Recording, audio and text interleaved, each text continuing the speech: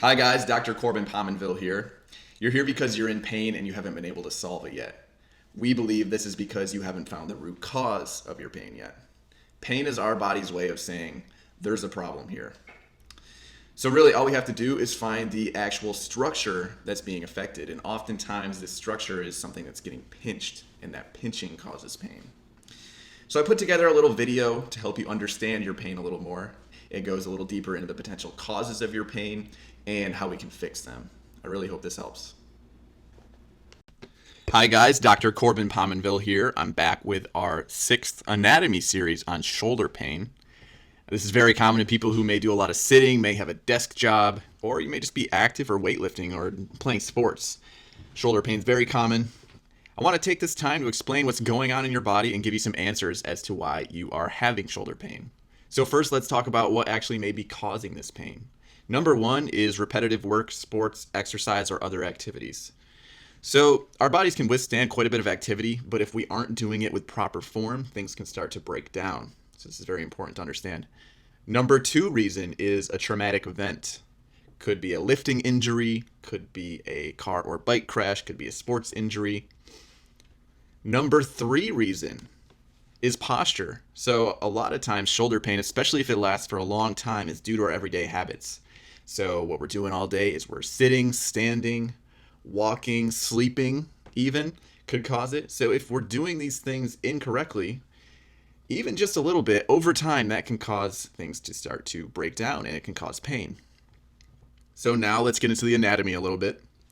So you're here because you're having shoulder pain. This pain may even be going into your neck, your upper back. It can oftentimes, they all kind of work together, so it can go either way, even down your arm. The pain could be due to muscles, nerves, ligaments, or tendons.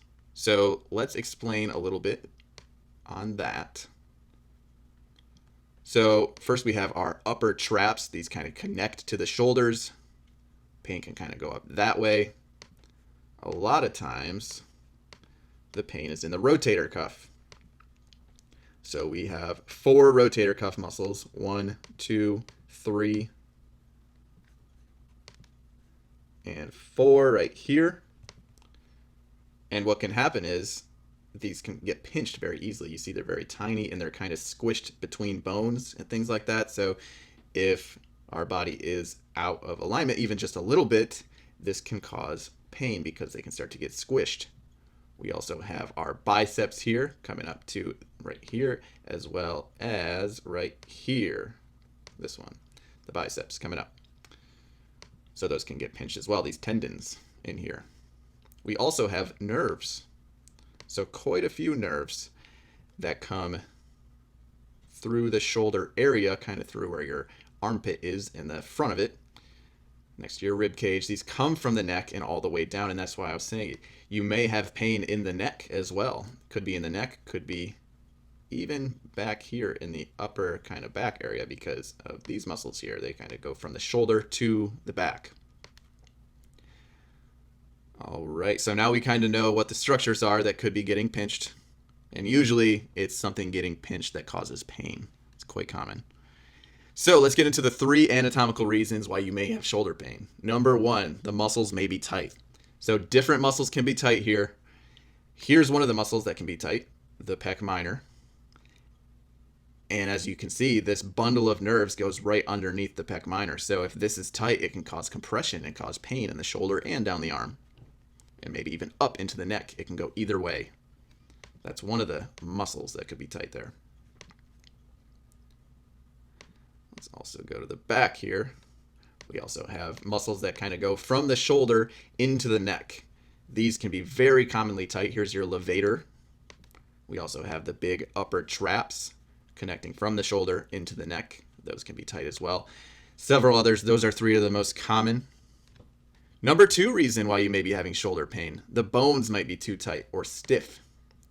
So let's go ahead and take a look here. What I'm going to do is take that away and add in connective tissue. So as you can see, there's quite a bit of connective tissue around the shoulder.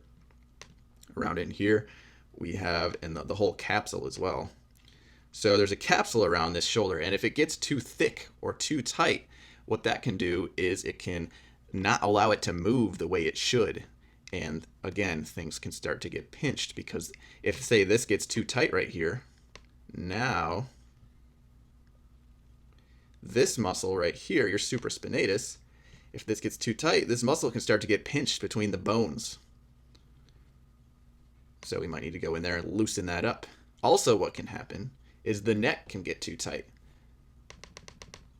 right here because there's connective tissue right here. So if this gets too tight, what happens is if one area of the body gets too tight, then the areas next to it will become too loose. And so your shoulder could be too loose, and you never want anything to be too loose either because that can cause compression on structures that shouldn't be. You want it to be basically just right.